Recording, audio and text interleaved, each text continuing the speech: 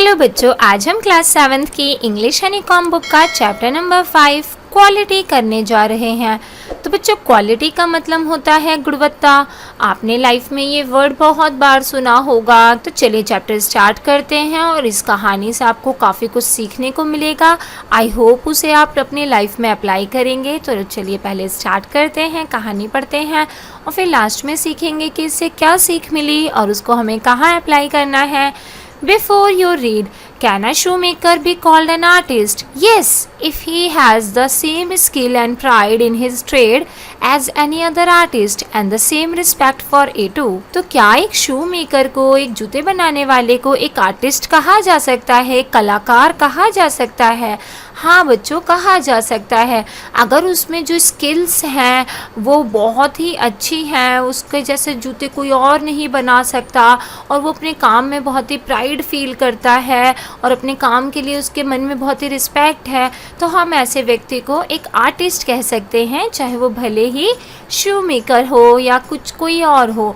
तो एक इंसान जिसको अपने काम में बहुत ही स्किल्स प्राप्त हैं और अपने काम को वो पूजता है, उसकी बहुत रिस्पेक्ट करता है, तो वो आर्टिस्ट होता है। Mister Gessler, a German shoe maker settled in London, is a perfect artist. Read this story to see how he devotes his life to his art. तो मिस्टर गैसलर जो हैं वो जर्मन के रहने वाले एक शू मेकर हैं जो कि लंदन में रहते हैं और वो एक परफेक्ट आर्टिस्ट हैं। तो चलिए ये कहानी पढ़ते हैं और देखते हैं कि किस तरीके से उन्होंने अपनी पूरी लाइफ जो है अपनी कला में यानी कि जूते बनाने में डिवोट कर दी, गुजार दी। तो चलिए चैप्टर स्टार्ट करते हैं। I know him for the days of my extreme youth because he made my father's boot.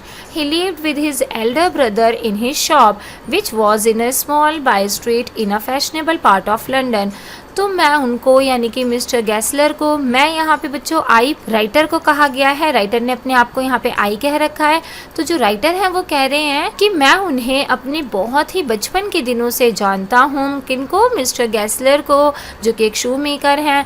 तो राइटर कहते हैं कि मैं मिस्टर गैसलर को बचपन से जानता हूँ, अपने बहुत ही बचपन के दिनों से, जब मैं बहुत छोटा था तब से जानता हूँ, क्योंकि वो मेरे पिताजी के बूट्स बनाया करते थे, जूते बनाया करते थे। और उनकी जो दुकान थी वो लंदन के एक बहुत ही फैशनेबल पार्ट में, जो कि फैशनेबल जगह थी, वहाँ पर एक गली में एक छोटी सी उनकी दुकान थी जहाँ पे वो अपने एल्डर ब्रदर यानी कि बड़े भाई के साथ रहा करते थे। The shop had a certain quiet distinctions, there was no sign upon it other than the name of the Gessler brothers, and in the window a few pairs of boots. He made only what was ordered, and what he made never failed to fit. To make boot such a boot as he made seems to me then and still seems to me mysterious and wonderful. तो वो जो mister गैसलर हैं उनकी जो दुकान थी वो बहुत ही आम सी दुकान थी। उसके ऊपर ना तो कोई साइन बोर्ड्स थे, ना किसी तरीके का कोई एडवर्टीजमेंट लगा हुआ था, ना कुछ, बस उसके ऊपर एक गैसलर ब्रदर्स करके एक साइन लिखा हुआ था जो कि उसकी दुकान का नाम था, और कुछ नहीं था। वहाँ पे किसी भी तरीके की कोई एक्स्ट्रा एडवर्टाइजिंग नहीं थी। और वहाँ पे जो विंडो थी, देखिए आप इमेज में देख सकते हैं कि यहाँ पे जो विंडो है कांच की, यहाँ पे कुछ पेयर ऑफ शूज़ रखे रहते थे जो कि वो जूते होते थे जो कि उन्हें वो ऑर्डर पे बनाया करते थे। वो बहुत ही एक्स्ट्रा पेयर्स जूते के नहीं बनाते थे, वो ऑर्डर देने पर ही जूते बनाया करते थे। और वो जो जूते बनाते थे वो कभी भी फेल नहीं होते थे फिट होने में। मतलब अगर उन्होंने एक बार जूते बना दिए तो जिसके साइज़ के बनाए हैं उसको परफेक्टली फिट आएंगे। और वो जो जूते बनाया करते थे वो मुझे अभी भी और तब भी, जब मैं छोटा था तब भी, बहुत ही मिस्टीरियस और बहुत ही वंडरफुल लगते थे कि मतलब इतने अच्छे जूते वो कैसे बना लेते हैं, ये ऐसा चमत्कार वो कैसे कर लेते हैं, कितने मिस्टीरियसली वंडरफुल जूते वो बना लेते हैं। I remember well my shy remark one day while stretching out to him my youthful foot, Isn't it awfully hard to do, Mr. Gessler? And his answer was given with a sudden smile from out of the redness of his beard. It is an art. और मुझे याद है कि मैंने एक बार उनको बहुत ही शाय तरीके से रिमार्क देने की कोशिश करी थी, उनके काम की तारीफ़ करते हुए उनसे एक बार पूछा था कि क्या ये बहुत ही ऑफुली हार्ड नहीं होता है ये काम करना, मिस्टर गैसलर जो आप जूते बनाते हैं ये बहुत ही मुश्किल काम नहीं है क्या? तो उन्होंने कहा था, उन्होंने बहुत ही स्माइल के साथ साथ आंसर किया था कि इट इज़ एन आर्ट, ये तो एक आर्ट है। तो बच्चों पूरे चैप्टर में आपको बहुत ही अलग तरीके के कुछ सेंटेंसेस देखने के मिलेंगे। ये एक्चुअल में जर्मन भाषा में जिस तरीके से उस शब्द को बोला जाता है वो लिखा हुआ है, तो मैं यहाँ ना पढ़ करके उसे यहाँ पर साइड में पढ़ूंगी ग्लॉसरी में, ताकि आप समझ सकें कि वो एक्चुअल में क्या लिखा हुआ है, और आप भी उसको सेंटेंस को यहाँ पढ़ करके उसका सही मतलब जान सकते हैं, सही प्रोनाउंसिएशन जान सकते हैं। It was not possible to go to him very often, his boot lasted terribly, having something beyond the temporary, some essence of boot staged into them. तो उनके पास आप रोज़ रोज़ नहीं जा सकते थे, ये पॉसिबल ही नहीं था कि आप ऑफनली उनसे मिलने जा पाएँ, क्योंकि उनके द्वारा जो बनाए गए जूते थे वो बहुत ही लंबे समय तक चलते थे, किसी ऑर्डिनरी किसी टेम्परेरी जूते के कंपैरिजन में बहुत ज़्यादा लंबे समय तक चला करते थे। One went in not as in to the most shop but restfully as one enters a church and sitting on the single wooden chair waited a गटलर and the tip tap of the slippers beating the narrow wooden stairs, and he would stand before one without coat, a little band in leather apron with the sleeves turned back, blinking as if awakened from some dreams of boot। अगर कोई उनकी shop में enter करता था तो वो इतने पवित्र मन से प्रवेश करता था जैसे कि वो किसी चर्च में गया हो, क्योंकि वो अपने काम को ही देखो पूजा मानते थे ना, तो उनकी शॉप भी ऐसे कंपेयर करिए राइटर ने जैसे कि चर्च से। तो ऐसा लगता था कि उनकी शॉप में जब हम कोई जाते हैं तो ऐसा लगता है कि हम चर्च में जा रहे हैं, वहाँ पे जा कर के एक सिंगल वुडन चेयर पे बैठ जाते हैं और उनके आने का इंतज़ार करते हैं, और वो भी तुरंत अपनी चप्पलों की आवाज़ टिप टैप आवाज़ करते हुए स्टेयर से, लकड़ी की स्टेयर से उतरते हुए तुरंत आ जाते हैं। और उन्होंने कोई कोट वोट कुछ नहीं पहना होता, बस एक लेदर एप्रॉन होता है, और वो अपनी आंखों को इस तरीके से ब्लिंक कर रहे होते हैं जैसे कि वो भी अपने जूतों की दुनिया में, जूतों के सपनों की दुनिया में खोए हुए थे, और अब उनको पता चल गया कि कोई कस्टमर आ गया, और वो फिर जग करके तुरंत ही उस कस्टमर के पास आ गए हैं। मतलब इस तरीके से उनकी दुकान पे कोई जाता था तो उसे फील आता था कि वो किस तरीके से चर्च में चला गया है, और वहाँ पे उसे आवाज़ भी नहीं देनी, कुछ भी नहीं देना, और वो जो शॉपकीपर है वो तुरंत ही उनके सामने आके ऐसे लगता है कि प्रकट हो गया है। And I would say how do you do mister Gessler, could you make me a pair of Russian leather boots. और फिर मैं उनसे कहता था कि आप कैसे हैं मिस्टर गैसलर, क्या आप मेरे लिए रशियन लेदर के बूट्स जो हैं बना सकते हैं। Without a word he would leave me retiring hence he came or into other portion of the shop, and I would continue to rest in the wooden chair inhaling the incense of his trade. Soon he would come back holding in his hand a piece of golden brown leather. With eyes fixed on it he would remark, what a beautiful piece. When I too had admired it he would speak again, when do you want them? And I would answer, oh, as soon as you conveniently can. And he would say, tomorrow for night, or if he were his elder brother I will ask my brother. तो वो जो writer है जब उनकी shop पे जाते हैं और उनसे बोलते हैं कि क्या आप मेरे लिए रशियन लेदर बूट्स बना सकते हो, तो वो जो शॉपकीपर है मिस्टर गैसलर हैं वो दुकान के एक दूसरे कोने में जाते हैं, और मैं तब तक उसी वुडन जो चेयर है उस पर बैठ करके उनकी दुकान में से जो इंसेंस की स्मेल आ रही है। बच्चों वैसे तो इंसेंस का मतलब होता है वो जो खुशबू वाली अगरबत्तियाँ होती है ना वो, लेकिन उनकी दुकान पे तो लेदर की खुशबू आती है ना, तो उससे उसने कंपेयर किया जैसे चर्च में अगरबत्ती की खुशबू आती है उसी तरीके से उनकी शॉप पर जो है वो लेदर की खुशबू से उन्होंने कंपेयर करते हुए कहा राइटर ने कि मैं वहाँ वुडन चेयर पे बैठ करके उस स्मेल को उनकी फील करता रहता था। और तभी वो दूसरी तरफ से, दुकान की दूसरी तरफ से अपने हाथ में एक गोल्डन ब्राउन कलर का लेदर लेकर के आते थे और उसको देखते हुए कहते थे कि कितना सुंदर पीस है। और जब मैं भी बोलता था कि हाँ ये वाकई काफ़ी खूबसूरत है, तो वो पूछते थे कि तुम्हें ये जूते कब चाहिए, when do you want them. और फिर मैं आंसर करता था जब भी आप इसके लिए कन्वीनियंट हो, जब भी आपको सही लगे, जब भी आप आराम से उसे बना सको तो आप मुझे दे सकते हो। और फिर वो बोलते थे कि कल जो है रात को आप ले जाना, और नहीं तो मैं अपने भाई से पूछ करके बताऊंगा। तो इस तरीके से वहाँ का सीन जो है राइटर ने डिस्क्राइब कर रखा है। देखिए आगे क्या होता है। Then I would murmur thank you. Good morning, Mr. Gessler. Good morning, he would reply, still looking at the leather in his hand. And as I moved to the door, I would hear the tip tap of his slipper going up to the stairs to his dreams of boat. और फिर writer की जो उसके साथ dealing है mister गैसलर के साथ वो पूरी हो जाती है, तो फिर वो वहाँ पे उसको गुड मॉर्निंग विश करते हुए और थैंक यू बोलते हुए वहाँ से जाने लगते हैं। और जैसे ही वो दरवाजे की तरफ मुड़ते हैं, उनको वो देख सकते हैं कि जो मिस्टर गैसलर हैं वो अभी भी अपने लेदर को देखे जा रहे हैं, जो कि उनके हाथ में लेदर है, और उनके पैरों की आवाज़ आ रही है कि वो दोबारा से स्टेयर्स पे चढ़ कर के ऊपर चले गए हैं और अपने बूट्स की ड्रीम में दोबारा से, अपने जूतों की दुनिया में दोबारा से खो गए हैं। I can not forget that day on which I had occasion to say to him, Mr. Gessler, the last pair of boot creaked, you know. He looked at me for a time without replying, as if expecting me to withdraw or qualify the statement, then said, यहाँ पे बच्चों जो sentence लिखा है वो यहाँ पर है, उसका मतलब है it shouldn't have cracked, it did, I am afraid. और फिर यहाँ पे जो सेंटेंस है वो यहाँ लिखा है you got them wet before they found themselves. तो जो है वो कहते हैं कि मैं वो दिन कभी नहीं भूल सकता जब मैंने मिस्टर गैसलर को बताया कि मिस्टर गैसलर, जो आपने लास्ट पेयर ऑफ बूट्स मुझे दिए थे वो क्रैक हो गए हैं, वो ख़राब हो गए हैं, टूट गए हैं। तो वो मुझे इस तरीके से देखते रहते हैं बिना कुछ बोले, जैसे कि वो चाहते हैं कि मैं अपना सेंटेंस जो है वो ठीक कर लूँ, या फिर जो मैंने बोला है वो बात जो है मैं वापस ले लूँ। और वो कहते हैं कि वो नहीं, टूटे नहीं होंगे, क्योंकि उन्हें अपने काम पर इतना भरोसा है, अपनी आर्ट पर इतना भरोसा है कि वो कहते हैं कि वो क्रैक नहीं हुए होंगे। और फिर मैं उनको बोलता हूँ कि नहीं, वो ख़राब हो गए हैं, वो क्रैक हो गए हैं। और मैं ऐसा कहते हुए बहुत ही घबरा रहा हूँ, क्योंकि मैं नहीं चाहता किसी आर्टिस्ट के आर्ट को क्वेश्चन करना, किसी आर्टिस्ट के आर्ट को क्वेश्चन करना नहीं चाहता, और इसलिए मुझे बहुत ही घबराहट हो रही है। और फिर वो कहते हैं मुझसे कि आपने उन्हें गीला कर दिया होगा, इसीलिए वो इस तरीके से ख़राब हो गए हैं। I don't think so. और फिर मैं कहता हूँ कि मैंने तो ऐसा कुछ नहीं किया था।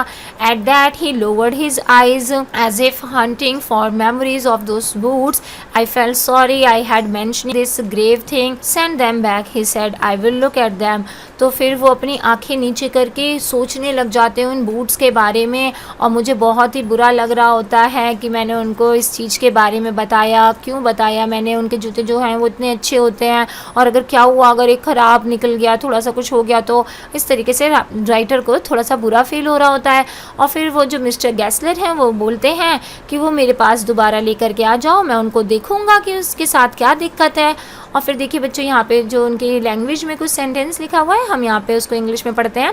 सम boots are bad from the birth, if I can do anything with them I take them off your will. तो वो जो मिस्टर गैसलर हैं, शॉपकीपर, वो बोलते हैं कि कुछ जूते जो हैं वो तो बिल्कुल ही जन्म से ही ख़राब होते हैं, यानी कि उनका लेदर जो है वो इतना ख़राब होता है क्वालिटी का समटाइम्स कि उनके साथ कुछ नहीं किया जा सकता। लेकिन फिर भी एक बार आप मुझे ले करके आ जाना, वो दिखा देना, और अगर उसके साथ उसको ठीक करा जा सकेगा तो मैं ठीक कर दूंगा, नहीं तो फिर मैं आपका पैसा जो है वो वापस कर दूंगा और उसको आपसे वापस ले लूँगा। Once I went absent-mindedly into his shop in a pair of boot bought in an emergency at some large firm. He took my order without showing me any leather, and I could feel his eyes penetrating the inferior covering of my foot. At last he said, "Those are not my boots." तो एक बार writer को याद है कि वो बिना सोचे समझे उनकी दुकान पर एक ऐसे जूते का पेयर पहन के चले गए थे जो कि उन्होंने किसी बड़ी फर्म से ख़रीदा था।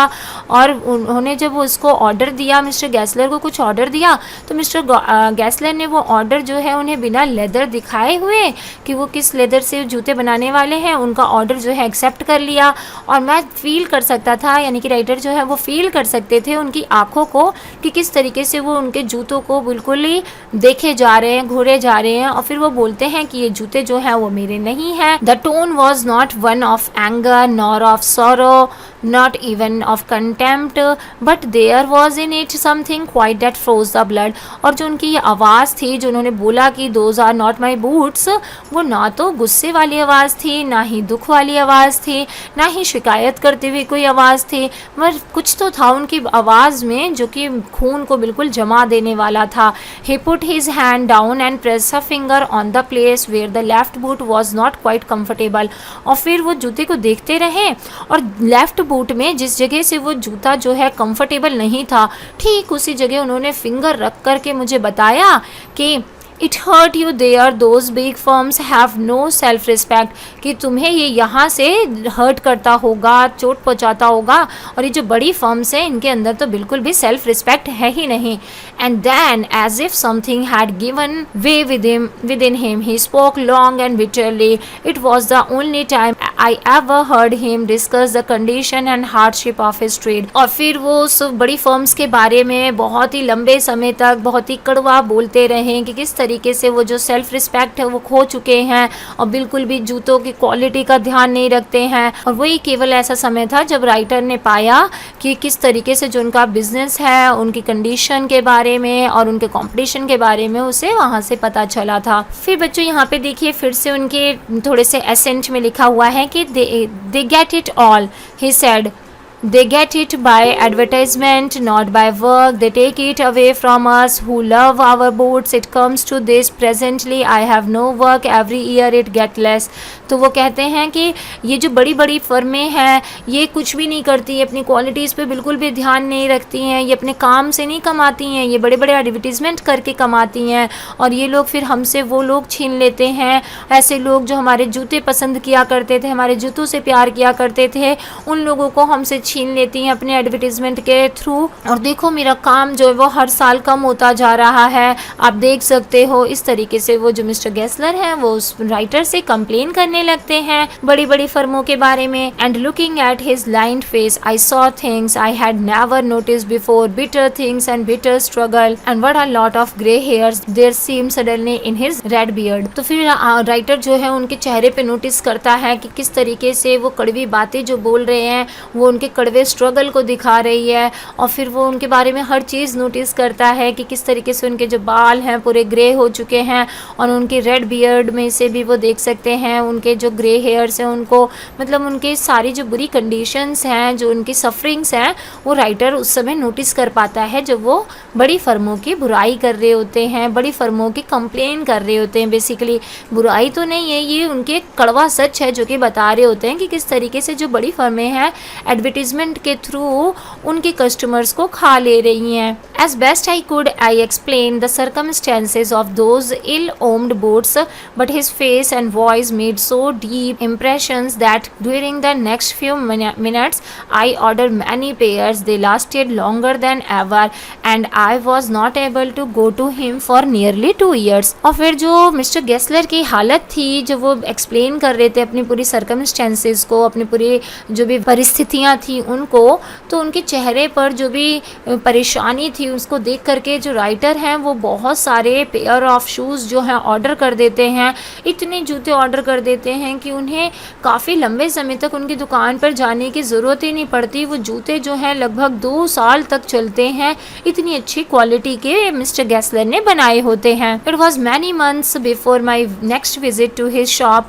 This time it appear to be his elder brother holding a piece of leather. और फिर वो जब अगली बार नेक्स्ट विजिट करने के लिए उनकी शॉप पर जाते हैं तो वो काफ़ी समय बाद जब जाते हैं तो वहाँ पे देखते हैं कि इस बार उनका जो बड़ा भाई है वो लेदर लेकर के खड़ा हुआ है दुकान में. Well, Mr. Gessler, I said, how are you? He came close and peered at me. I'm pretty well, he said slowly, but my elder brother is dead. फिर जो राइटर है वो उनसे पूछता है कि मिस्टर गेस्लर कैसे हैं आप, how are you? तो जो शॉपकीपर है वो उनकी तरफ पास आता है और बहुत ही ध्यान से उनको देखता है और कहता है कि मैं तो काफ़ी ठीक हूँ, लेकिन मेरा जो बड़ा भाई है वो मर चुका है. And I saw that it was indeed himself, but how aged and when? And never before had I heard him mention his brother. Much shocked, I murmured, "Oh, I'm sorry." तो जब राइटर उनकी तरफ देखते हैं तो ऐसा लगता है कि जो मिस्टर गेस्लर हैं वो खुद कितने बूढ़े हो चुके हैं और कभी भी उन्होंने अपने भाई के बारे में मेंशन नहीं करी थी, कोई भी बात अपने भाई के बारे में कभी कुछ नहीं बताया था. और आज वो बताते हैं कि उनकी मृत्यु के बारे में, तो राइटर को बहुत ही शौक लगता है और राइटर बोलते हैं कि आई एम सॉरी, मतलब अपना दुख प्रकट करते हैं. Yes, he answered. He was a good man. He made a good boots, but he is dead. And he touched the top of his head. There the hair had suddenly gone as thin as it had been on that of his poor brother, to indicate, I suppose, the cause of his death. Do you want any boots? And he held up the leather in his hand. It's a beautiful piece. फिर जो mister गैसलर हैं वो writer को देखते हैं और बोलते हैं कि जो मेरा भाई है वो कितने अच्छे जूते बनाया करता था, और मैं भी उनको बोलता हूँ कि हाँ वो बहुत ही अच्छे आदमी थे, बहुत ही अच्छे जूते बनाते थे, लेकिन अब वो मर चुके हैं। और फिर जो मिस्टर गैसलर हैं वो अपने हाथ से अपने सर के ऊपर कुछ इशारा करते हैं, और वो इतने पतले हो चुके हैं कि राइटर को ना समझ में आ जाता है कि जैसे उनके भाई कमज़ोर से थे, पतले थे, थिन थे, तो उनकी कॉज ऑफ डेथ जो है वो शायद उनको समझ में आ जाता है कि गरीबी की वजह से ऐसा हुआ है। और फिर जो मिस्टर गैसलर हैं उनके हाथ में लेदर होता है, और वो राइटर से पूछते हैं कि क्या तुम्हें जूते चाहिए, ये बहुत ही सुंदर पीस है लेदर का, और जब इनसे जूते बनेंगे तो और भी अच्छा लगेगा। I order several pairs, it was very long before they came, but they were better than ever, one simply could not wear them out, and soon after that I went abroad. तो फिर उन्होंने काफ़ी सारे जूते फिर से order कर दिए, और वो जूते जो बन के आए वो थोड़े समय बाद आए, लेकिन इतने सुंदर बने हुए थे, इतने अच्छे बने हुए थे कि कोई उनको पहन ही नहीं सकता था। मतलब उसको सिर्फ निहारते रहने का मन करेगा, कोई कैसे इतने सुंदर जूते पहन करके गंदे कर सकता है। और फिर उसके बाद कुछ ऐसी परिस्थितियाँ आ गई कि राइटर को अब्रॉड जाना पड़ गया, विदेश जाना पड़ गया। It was over a year before I was again in London, और अभी 1 ही साल हुआ था जो वो दोबारा लंदन में आए थे। And the first shop I went to was my old friends, I had left a man of 60, I came back to one of the 75, पिंस्ड and one, who genuinely this time did not at first know me। तो जब वो वापस आते हैं London में तो सबसे पहले जो दुकान पे वो जाते हैं वो उसी मिस्टर गैसलर की शॉप पे जाते हैं, और जो मिस्टर गैसलर को छोड़ के गए थे, मतलब जब वो अब्रॉड के लिए गए थे तो वो 60 के थे तब उस समय, और अब जब वो वापस आए हैं तो वो 75 के हो गए हैं, यानी कि 15 साल वो अब्रॉड में रह करके आए हैं। और जब वो मिस्टर गैसलर के घर दुकान जाते हैं तो वो उनको तो पहली बार में वो पहचान ही नहीं पाते हैं कि वो कौन है। Do you want any boots, he said, I can make them quickly, it's a slack time. तो जो मिस्टर गैसलर हैं वो उसकी तरफ देखते हैं और बोलते हैं कि क्या आपको कुछ जूते चाहिए, मैं उन्हें बहुत ही जल्दी बना सकता हूँ क्योंकि मेरे पास बहुत सारा टाइम है, मैं बहुत ही सारा मेरे पास स्लैक टाइम है। इस तरीके से उनको बोलते हैं। I answered, please please, I want boots all around every kind. तो वो कहते हैं हाँ हाँ ज़रूर ज़रूर, आप मेरे लिए बहुत सारे जूते बना सकते हो, मुझे हर तरीके के जूते चाहिए और बहुत सारे जूते चाहिए। I had given those boots up when one evening they came one by one, I tried them on in shape and fit, in finish and quality of leather, they were the best he had ever made. I flew downstairs, wrote a cheque and posted it at once with my own hand. और फिर वो जूते जो उन्होंने order किए होते हैं एक इवनिंग में उसके पास डिलीवर हो जाते हैं, और फिर वो एक एक करके सारे जूते पहन के जो है राइटर देखता है। उनकी शेप बहुत ही सुंदर होती है, उनकी फ़िट बहुत ही अच्छी होती है, अच्छी फिटिंग वाले होते हैं वो, उनकी फिनिशिंग इतनी सुंदर होती है, उनकी क्वालिटी ऑफ लेदर जो है बहुत ही सुंदर होता है। और ये अब तक के सबसे अच्छे जूते थे जो कि मिस्टर गैसलर ने बनाए थे। और जब राइटर उनको पहनता है तो खुशी से ऐसा लगता है कि वो उड़ रहा है, और वो उड़ते हुए ही डाउन स्टेयर्स यानी कि नीचे की तरफ जाते हैं और एक चेक लिखते हैं और उसको पोस्ट करते हैं। मिस्टर गैसलर का जो बिल है मतलब उसको लिखते हैं उसको देने के लिए खुद अपने हाथों से। और फिर क्या होता है, a week later passing the little street, I thought I would go in and tell him how splendidly the new boots fitted.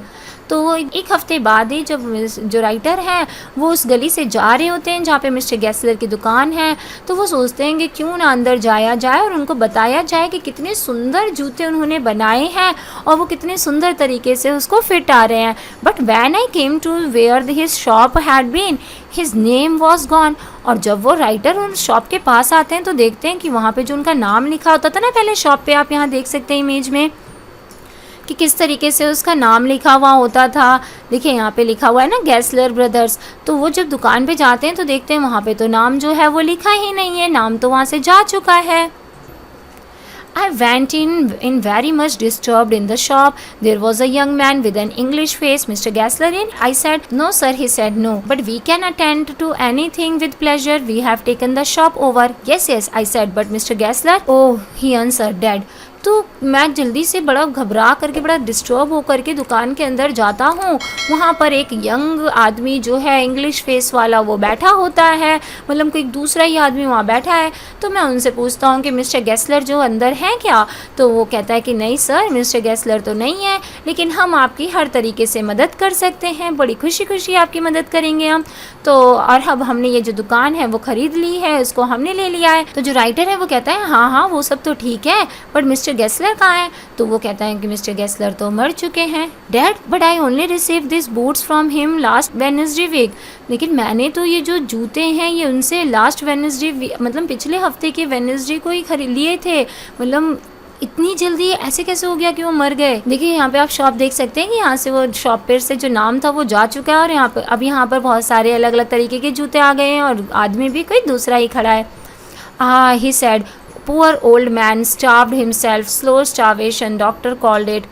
You see, he went to work in such a way, would keep the shop on, would not have a soul touch his boot except himself. When he got an order, it took him such a time, people won't wait. He lost everybody, and there he would sit, going on and on. I will say that for him, not a man in London made a better boot, but look at the competition. He never advertised, would have the better leather too, and do it all himself. Well, there it is. What could you accept with his ideas but starvation? तो जो आदमी है वो writer को बताता है कि वो जो पुअर मैन यानी कि जो मिस्टर गेस्लर हैं वो भूख की वजह से, स्टार्वेशन की वजह से मर गए, और उन्हें स्टार्वेशन जो है बहुत ही स्लोली उसे मारता गया।